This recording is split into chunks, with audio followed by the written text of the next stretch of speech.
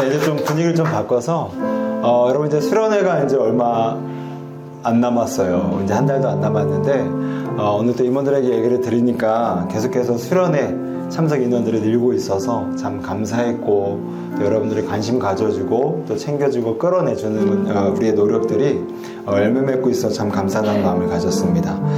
특별히 우리 수련회 이제를 앞두고 우리가 매달 토요일 날 저녁 8시에 인카운터 기도회를 했는데, 이번에는 좀 조별로 기도하는 시간을 좀 더 확보해드리고, 그 다음에 좀 우리 인카운터 기도회도 또 2학기 때 후반기 때는 또 어떤 방향으로 나갈지에 대해서 좀 다시 한번 충전과 새로운 기획의 시간을 갖기 위해서 7월과 8월은 좀 이렇게 방학 시간을 가지려고 합니다. 여러분, 그래서 함께 모여서 한 달에 한 번 모여서 기도했던 시간들이 한 1년 한 6개월 7개월, 8개월 정도 이어졌던 것 같은데, 2달 잠깐 쉬고 또 새로운 방향 속에서 또 조별로 더 모여주셔서 우리 수련회가 정말 능력의 좀 이렇게 수련회가 됐으면 좋겠고요. 아울러서 좀 권면하고 싶은 것은 이제 수련회 때가 되면 피드백을 저희가 받는데, 그 중에 이제 몇 분 청년들은 기도의 시간이 너무 짧다, 아쉽다.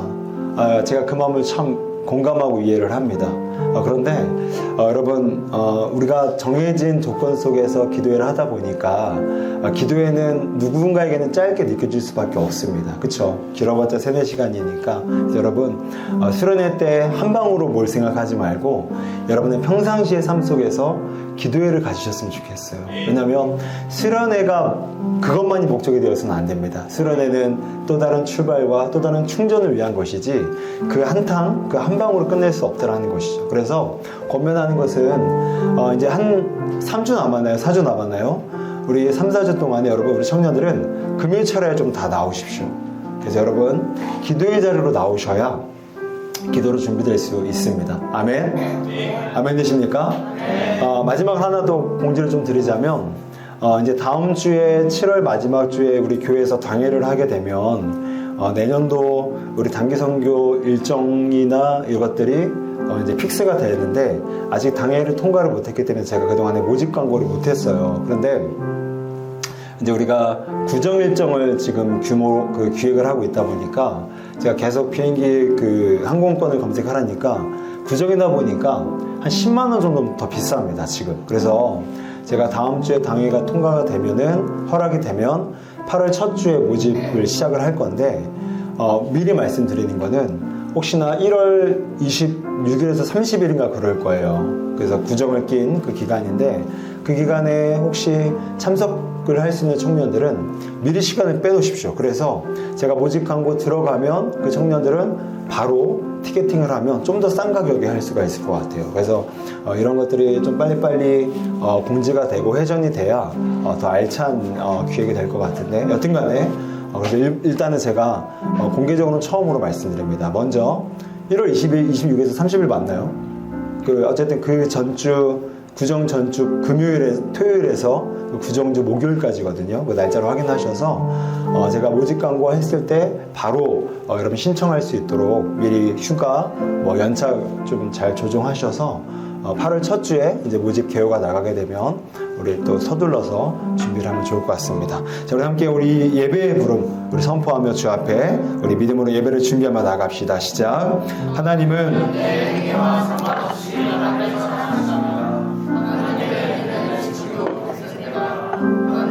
예배를 통해 나를 변화시킵니다. 하나님 원칭의 자세로 최선의 예배를 드리겠습니다. 아멘.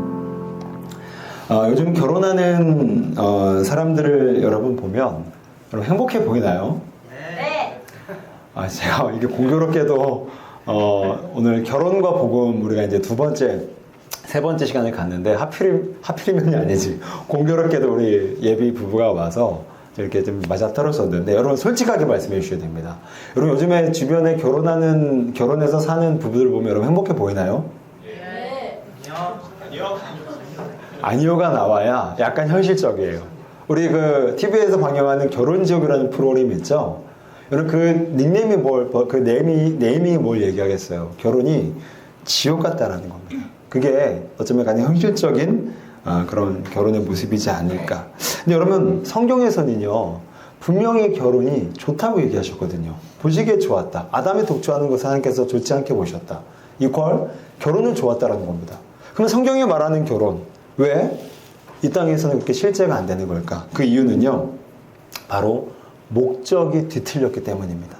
그럼 성경이 얘기하는 결혼의 목적이 뭐예요? 창세기 1장 26절 27절에 보면 하나님이 남자와 여자를 창조하셨어요. 27절에서. 그리고 이어지는 28절에서 뭐라고 하죠? 그 남자와 여자를 향해서 너희는 땅을 다스리고 번성하고 생육하고 정복하라고 말합니다. 그러니까 남자와 여자를 창조하셔서 결혼이라는 제도를 묶으신 이유는 그 둘이 어떤 로맨스나 사랑의 감정을 나누는 것 이상으로 그들의 두 사람의 관계를 통해서 연합해서 하나님 나라의 비전을 이뤄가는 게 목적이 될 때 결혼은 행복하다라는 거예요.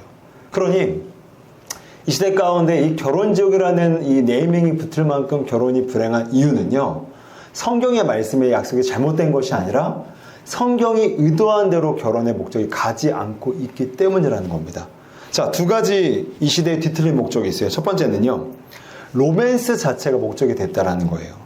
여러분, 그 한 책을 보게 되니까요, 실제 인물인데요, 이 미국의 셀리라는 한 자매가 있어요. 근데 이 사람은 굉장히 미인이랍니다. 그런데 여자들은 알아, 자기가 이쁜지 못생겼는지. 그럼 우리 자매들 알죠? 자기 못생겼는지 이쁜지. 분위기가 이러면 안 되는데 압니다. 그러니까 이 자매가 자기가 이쁜 걸 이용해서 남자들을 닥친 대로 사귀기 시작한 거예요. 그런데 맨 처음에는 여자가 이 외모가 힘이잖아요. 권력이잖아요. 그래서 남자를 닥친 대로 막 조종하기 시작합니다. 그런데 이게 시간이 가니까 도리어 여자가, 이 셀리라는 여자가 남자들에게 조종받기 시작하는 거예요. 계속 어릴 때부터 남자가 있다 보니까 이제는 로맨스가 없으면 자기의 삶이 너무 공허해지기 시작했다는 거죠. 더 심하게는 아무 남자하고도 사랑에 빠져있지 않는 그런 공백의 시간이 있으면요, 자기가 투명인간처럼 느껴지기 시작했다는 거예요. 그 결과 심지어 자기를 구타를 휘두르는 남자들과도 이 관계를 끊지 못하는 거예요. 왜요? 이 사람이 떠나면 내가 투명인 것 같고, 이 사람이 떠나면 난 실패한 인상인 것 같고, 로맨스라는 감정이 느껴지지 않으면 삶의 존재적 실체가 느껴지지 않으니까 끊임없이 로맨스, 이게 마치 우상처럼 자기를 쥐고 있게 됐다라는 거죠. 자, 여러분, 이렇게 된 데는요, 세상의 문화가 한몫을 해요. 한번 화면을 넘겨주게 되면요, 우리 디즈니 그리고 라푼젤의 명언이 나오죠. 갑자기 모든 것이 달라 보여요. 당신을 보게 되니 말이에요. 수경아, 그래? 아니, 수경이 떠나서 우리 연애하는 사람들 이래요? 넘어갑시다. 자, 한 번 더 넘겨주게 되면요, 우리 홍진영 그 가수의 사랑의 배터리라는 가사가 나와요. 사랑의 배터리가 다 됐나 봐요. 의미 왜 이래? 당신 없이 못 살아. 나 옛날에 까먹었어요. 너무 오래돼갖고. 당신은 나의 배터리, 내게 당신만이 전부예요. 당신이 너무 좋아, 완전 좋아요. 하나뿐인 내 사랑, 둘도 없는 내 사랑, 당신이 짱이랍니다. 사랑을 가득 넣어주세요. 이런 문화와 영화와 드라마와 뮤직들이 계속해서 우리들의 마음을, 그쵸, 건드리는 겁니다. 그러니까 로맨스 자체를 목적 삼고 결혼을 하게 돼요. 그래서 로맨스가 우상이 됩니다. 왜요? 하나님이 줄 수 있는 만족과 충만을 사랑하는 그 대상과 상대로부터 채울 수 있다라는 이 믿음이 로맨스를 우상처럼 떠받치게 됐다는 거죠. 근데 여러분, 현실은 그러던가요? 갑자기 모든 것이 달라 보이고 당신을 보게 되니 말이에요? 그럼 정말 맞는 말이에요. 당신을 보니 달라져요. 결혼하면요, 기분 좋았다가 당신 보면 막 화가 나요. 사랑의 배터리, 여러분, 방전됩니다. 계속 붙어 있으면요. 이게 현실이라는 거죠. 자, 두 번째 뒤틀린 목적은요, 이 결혼이 비전이 아니라 자아 실현이 목적이 됐다라는 것이 뒤틀린 목적이라는 거예요. 이게 무슨 말이냐면 상대방의 외모, 재력을 통해 자아를 만족시키려는 결혼관이 목적이 됐다라는 거죠. 여러분, 그래서 취집이라는 말, 이런 말이 괜히 나온 게 아닙니다. 우리 너무 단순하고 우리는 너무 이상적인데, 더 바깥 세계에 사는 사람들은요, 취집이라는 말이 인생의 목적이 돼요. 그러니까 무슨 말이냐면 자아 실현을 목적으로 저 사람의 외모와 저 사람의 안정적인 수입이 내 결혼의 목적을 삼고 있는 사람들이 점점 늘어난다는 겁니다. 그러니까 내게 외모와 재력을 줄 백마탄 왕자와 평강공주를 기대하고 결혼하는 거예요. 여러분, 자아 실현의 끝이 무엇일까요? 상대방의 외모와 재력은요, 영원하지 않아요. 여러분 막 여자들은 외모 이렇게 20대 때 이쁘고 막 푸르르잖아요. 30, 35 중반 넘어가면 막 기미가 생기고요. 화장 안 하면 도저히 못 봐주기 이렇게 나가면 안 되는데 여기까지 하겠습니다. 그만큼 노화가 된다는 거예요. 그 재력 영원한가요? 여러분 그렇지 않아요. 순간 거지될 수 있는 게 한국 사회죠. 그러니까 외모와 재력을 기대하고 나서 그 자아 실현을 목적으로 결혼한 사람은요 반드시 우울감을 겪습니다. 왜요? 그리고 우울감이 아까 뭐라고 했죠? 제가 계속 말씀드리지만 우울감은요 내가 과도하게 기대를 하는 거예요. 근데 과도한 기대는 반드시 실현되지 않거든요. 그 공백 사이에서 우울감이 느껴진 겁니다. 자기가 키워놓은 거예요, 기대감을. 근데 기대가 만족이 안 되니까 우울감이 나온 거죠. 그러니까 외모와 재력을 얻겠다는 결혼과는요 반드시 우울감을 우리에게 열매로 가져다 줍니다. 그러니까 불행한 거예요. 그럼 이처럼 하나님은 결혼이 좋다고 하셨는데 왜 우리의 삶 가운데 결혼하면 불행한 사람들이 점점 많아지느냐? 그 비전이라는 목적의 자리에서 이탈했기 때문입니다. 사랑이 목적이 되고 외모를 얻는 것이 목적이 되고 재력을 통해서 안정적인 기반을 닦는 것이 목적이 될 때 반드시 그 결혼은 목적에서 이탈했기 때문에 궤도에서 이탈해 나갔기 때문에 불행과 우울감과 불만족을 열매로 가질 수밖에 없다라는 거예요. 여러분 생각해 보세요. 여러분 얼마 전에 손흥정 씨가 이제 흥민이가 막 흥민이가 얼마 안 되죠. 우리 손흥민 씨가 이적설이 나오니까 뭐라고 조언을 했습니까? 야, 너 돈 보고 가지 마. 돈 영원 받더라도 너 축구할 수 있는 팀으로 옮겨가. 그런데 만약에 그 손흥정 그 아버지의 그 권면을 무시하고 돈을 쫓아가서 축구를 한다고 생각해 보세요. 여러분 행복할까요? 아니죠. 조금만 연봉이 삭감되면 불행감을 느낄 겁니다. 그런데 손흥민이 축구라는 목적으로 가게 되면 행복해요. 그리고 부산물로 따라오는 게 돈이 돼야 됩니다. 이 질서와 이 배치가 유지가 될 때 행복한 거예요. 결혼도 마찬가지라는 거예요. 결혼은요 뭐가 목적이 돼야 된다고요? 비전. 너는 이 땅을 정복하고 다스리라. 복음으로 세상을 변화시켜라. 또한 배우자를 믿음과 사랑으로 섬겨라. 이 비전이 목적될 때 부산물로 뭐가 따라오는 거예요? 로맨스가 따라하고 자아실현이 따라하고 외모가 따라하고 재력이 따라오는 겁니다. 그런데 목적이 부산물로 가버리고 부산물이 목적이 되는 순간 그 결혼은 불행해질 수밖에 없다라는 거죠. 그러니 결혼에 대해서 복음이 무엇입니까? 결혼에 대한 좋은 소식이 무엇이죠? 바로 결혼은 비전이라는 목적으로 할 때 그때서야 비로소 놀라운 행복과 만족을 우리에게 가져다 준다는 거예요. 그래서 오늘은요 좀 간단하게 비전이 목적이 되는 결혼은 그럼 어떻게 해야 되는 것인가? 이 세 가지로 우리 좀 성경의 원리를 좀 살펴보려고 합니다. 첫 번째는요, 비전이 목적이 되는 결혼 첫 번째는요, 홀로 서기를 해야 된다는 겁니다. 자, 우리 창세기 2장 24절을 한번 보여주세요. 자, 우리 한번 같이 한번 읽어볼까요? 시작.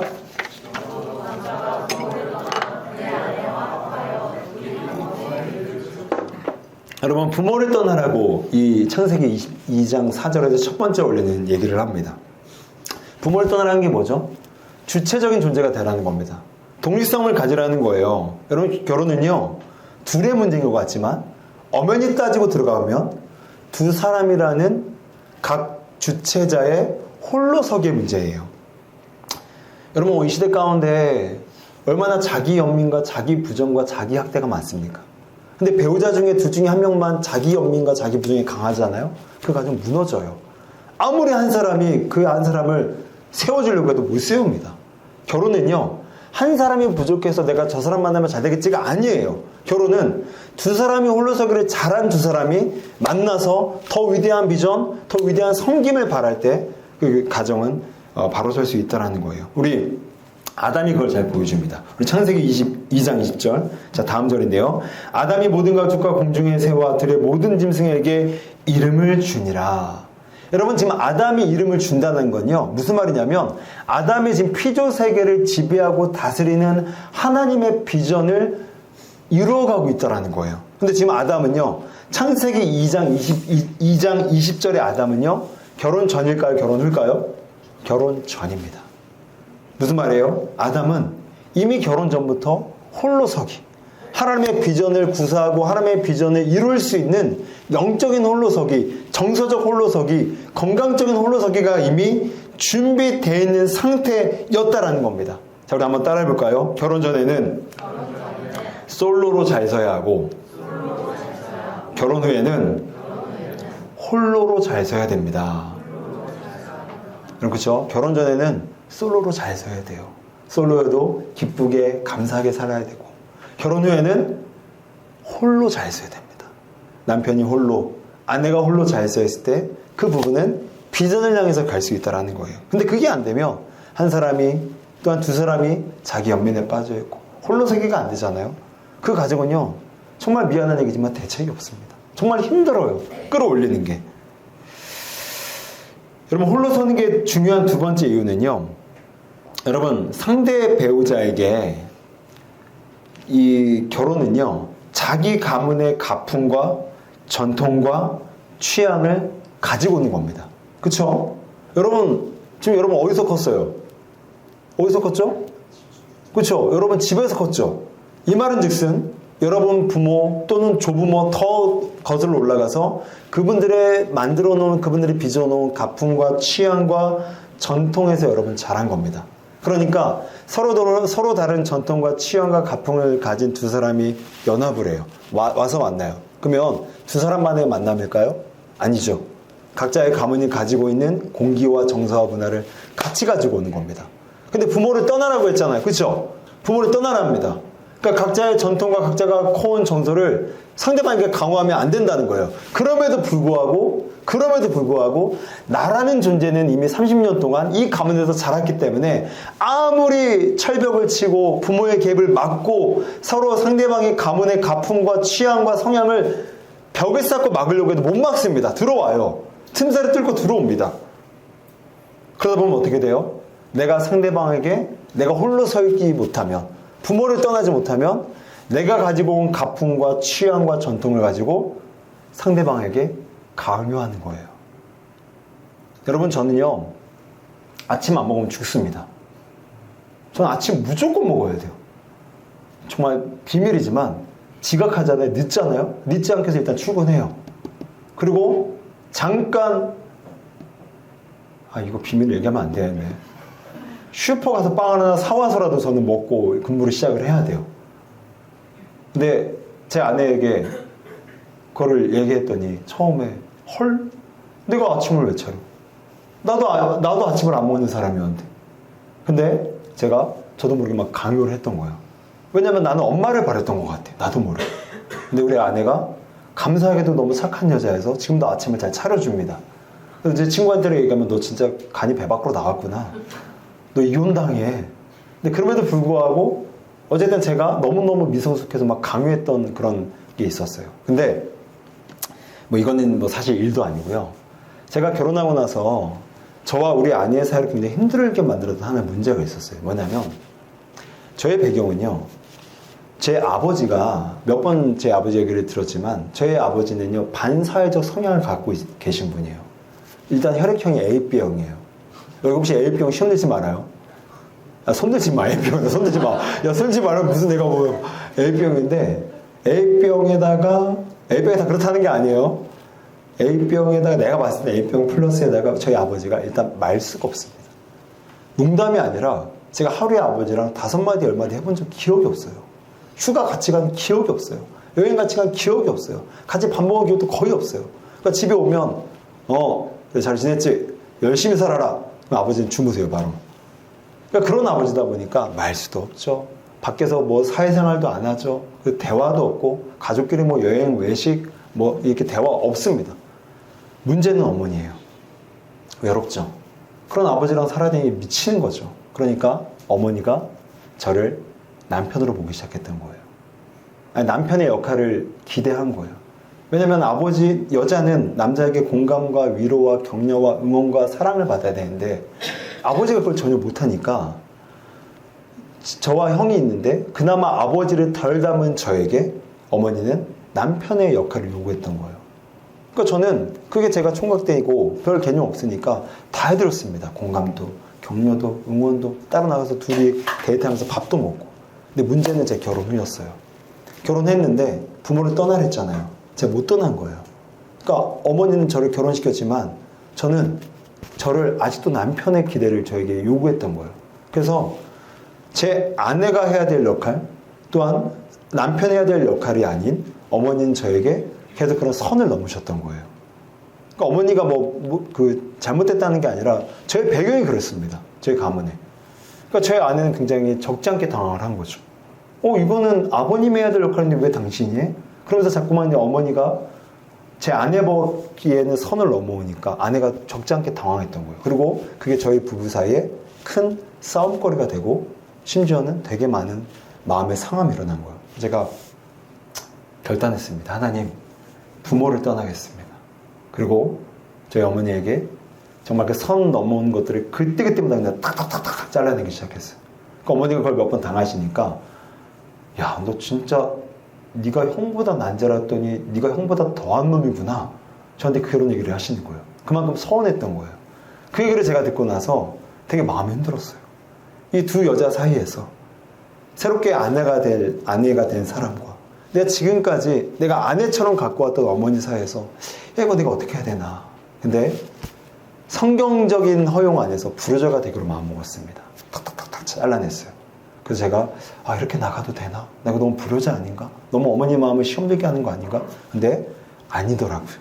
나중에 제가 잘라냈더니 어머니가 자기 자리로 복귀를 하시더라고요. 그래서 아버지에게 격려를 요청하고 아버지에게 응원을 요청하고 아버지에게 공감을 하더라고요. 그래서 두 분이 지금도 치고받고 싸우지만 결국 두 분 안에서 해결을 해요. 그 전에는 두 분이 치고받고 싸우면 어머니는 저에게 와서 모든 걸 1시간, 2시간 얘기를 하시는 거예요. 그러니까 저는 남편 역할을 해줄 수밖에 없었던 거죠. 여러분, 무슨 말이죠? 오늘 우리가 진정한 결혼에, 행복한 결혼에 이르기 위해서는요, 첫 번째 원리 뭐라고 했죠? 부모를 떠나라. 여러분, 부모를 떠나는 게 무엇입니까? 여러분이 결혼하기 전에 가졌던 누군가를 의존하는 심리, 책임을 회피하라는 심리, 배우자에게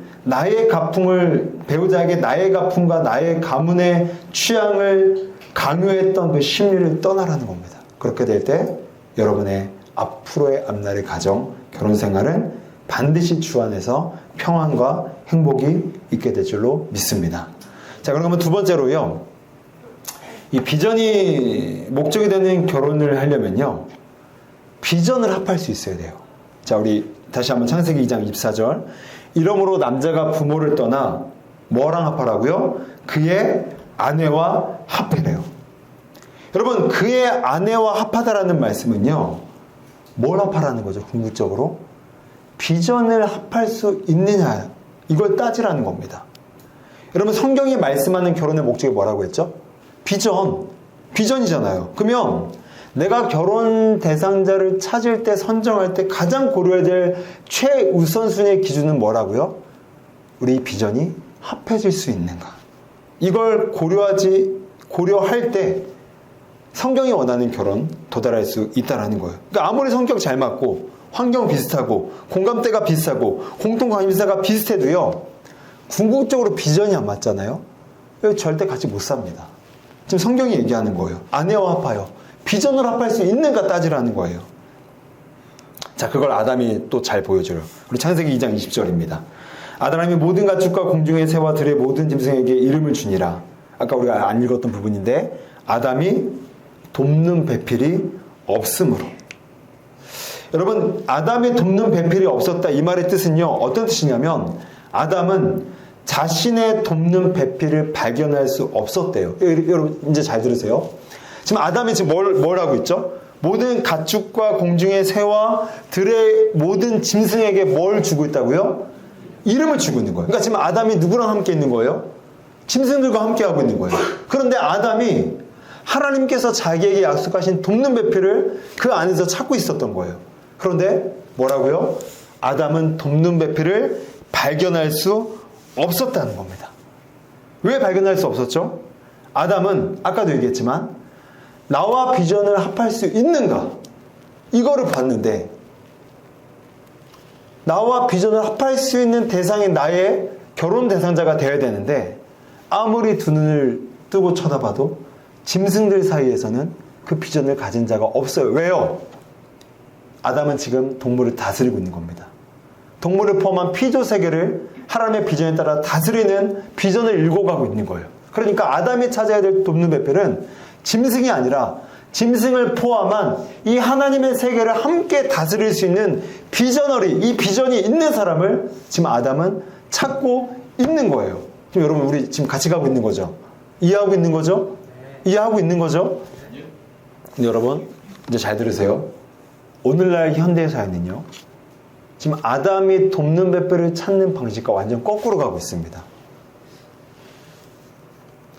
오히려 짐승이 돕는 배필을 찾는 방식으로 현대사회에 결혼관은 가고 있어요. 바로 이거죠. 로맨스 감정으로만 결혼하는 건요, 마치 짐승처럼 이성이 아닌, 분별이 아닌, 계산이 아닌 감정과 본능으로만 짝을 찾는 모습과 유사한 겁니다. 짐승이 하는 짓이라는 거예요. 사랑이라는 감정만 갖고 결혼하는 것은 마치 짐승이 본능과 감정만 갖고 짝짓기 하는 것과 다를 바가 없다라는 겁니다. 근데 아담은 그렇지 않았다는 거예요. 또 외모와 재력을 보고 결혼하는 것은요, 쉽게 표현하자면 외모, 섹스 파트너를 요구하는 겁니다. 재력, 재정 후원자를 배우자로 찾고 있는 겁니다.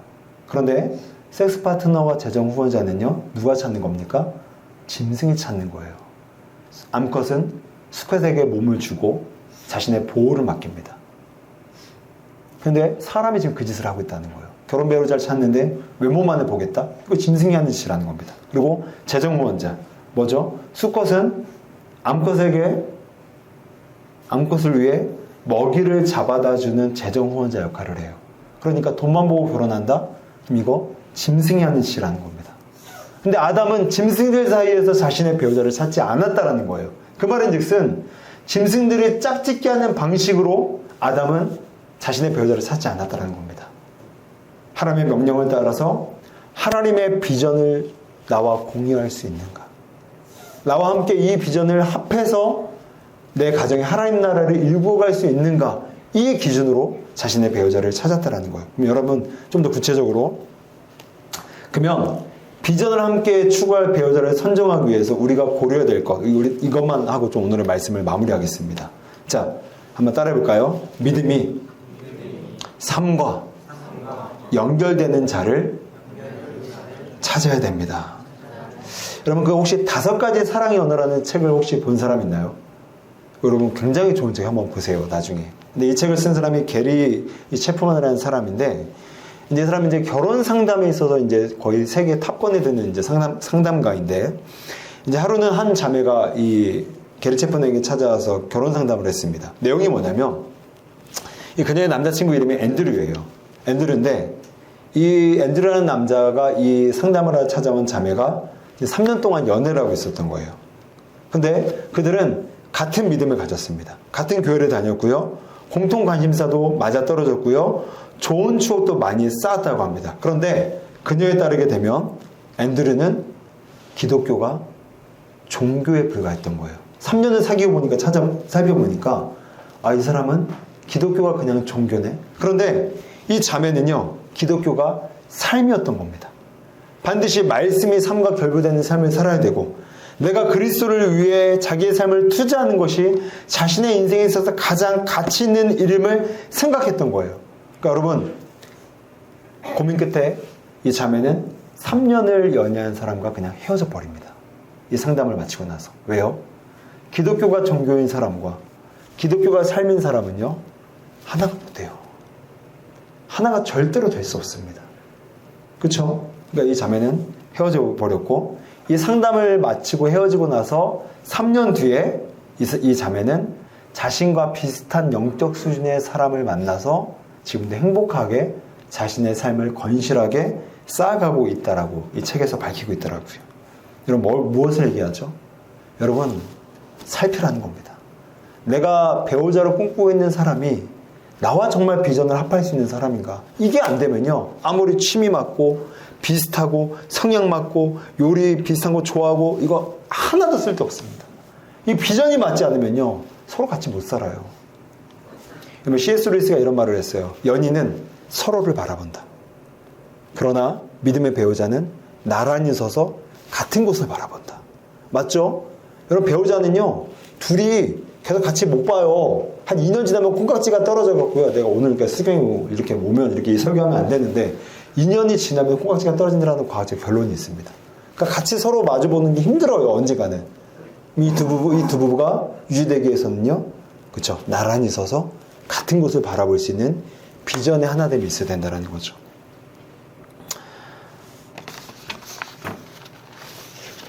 여러분, 우리가 물건을 살 때도요, 가성비를 따집니다. 그렇죠? 우리 막 물건 살 때 여러분 어떻게 사요? 우리 차장팀은 빨리 일어나서 가시면 됩니다. 네, 오늘 뭐 여러 가지 행사가 있어서 좀 이렇게 늦게 됐는데, 네. 여러분, 우리가 물건을 살 때도요, 여러분 가성비 따져요, 안 따져요? 따집니다. 많이 따져요. 뭐 어떤 청년들은요, 한 2만원짜리 사는데 한 두 달 막 따져요. 막 서치를 해요. 근데 그렇게 우리 물건을 사는데, 물건을 하나 사더라도 그렇게 따지는데, 내 배우자를 선정하는데 따지지 않는다? 따지지 않는다? 이거는 말도 안 되는 소리예요. 여러분, 어떤 아내가요, 자기 남편을 향해서 이렇게 소개를 했대요. 우리 두 부부는, 우리 남편은 로또 남편이야. 아니, 자기야, 로또 남편이 뭐야? 우리 두 부부는 진짜 징글징글하게 안 맞아. 로또 남편인 거예요. 여러분, 근데 안 맞는데 결혼했다? 그 모르고 결혼했다? 누구의 탓이죠? 그 두 사람의 탓입니다. 따지고 들었어야 돼요. 가성비 따지듯이 엄청나게 발품 팔고 알아보고 서치하고 이 사람의 성향이 무엇인지 나랑 잘 맞아 떨어지는지를 끊임없이 발견하고 분석하고 물어보고 조언 구하고 겉면 듣고 해야 된다는 겁니다. 그게 아니면 나중에 이런 소리예요. 세상에 이런 사람인지 몰랐어. 모르긴 왜 모릅니까? 자기가 안 알아본 거지. 여러분, 그러므로 우리가 이 결혼을 준비할 때 중요한 것은 바로 과연 이 사람이 나와 비전으로 합해질 수 있는가. 오늘 말씀처럼 그 아내와 합하여 단순히 육체적인 즐거움만 합해질 수 있는 수준이 아니라 나의 정서와 나의 가는 길과 비전이 합해질 수 있는가. 이걸 함께 따질 때, 그리고 맞다고 생각했을 때 결혼에 돌입하는 사람이 현명하고 하나님께서 인정하시는 결혼으로 들어갈 수 있다라는 겁니다. 자, 오늘 사실 세 번째까지 준비해왔지만 오늘 좀 시간이 좀 가서요. 근데 좀 말씀을 좀 정리하도록 할게요. 오늘 여러분 두 가지를 살펴봤습니다. 첫 번째, 우리가 진짜 복된 결혼을 하려면요, 무엇을 목적으로 하라고요? 비전입니다. 비전. 남자 여자를 창조하시고 그들에게 생육하고 번성하고 다스리라는 비전을 주셨던 것처럼 이 우리의 결혼의 모든 궁극적인 최우선의 기준은 비전이 되어야 돼요. 그럼 두 가지를 살펴봤는데요. 비전의 첫 번째 조건 뭐라고 했죠? 부모를 떠나 홀로 서게 해야 됩니다. 그래서 우리 청년들 결혼하기 전에 잘 홀로 서셔야 됩니다. 영적으로, 정서적으로, 건강적으로, 또한 소통할 수 있는 홀로 서기. 또 두 번째 뭐라고 했죠? 아내와 합하여 비전으로 합해질 수 있는가? 아무리 공통관심사가 비슷하고 취미가 비슷하고 식사 모양이 비슷하다고 하더라도 오늘 나와 비전으로 합해질 수 있는가? 이게 되지 않으면 그 많은 것들이 공통점이 있더라도 힘을 발휘하지 못한다는 겁니다. 그래서 오늘 이 두 가지를 잘 기억하셔서 우리 청년들이 앞으로 빚어갈 이 가정 가운데 정말로 내가 잘 따지고 또 잘 꼼꼼히 조언도 구하고 권면도 구하면서 여러분의 가정을 더욱더 준비할 수 있는 귀한 청년의 때가 되기를 우리 주님의 이름으로 축복합니다.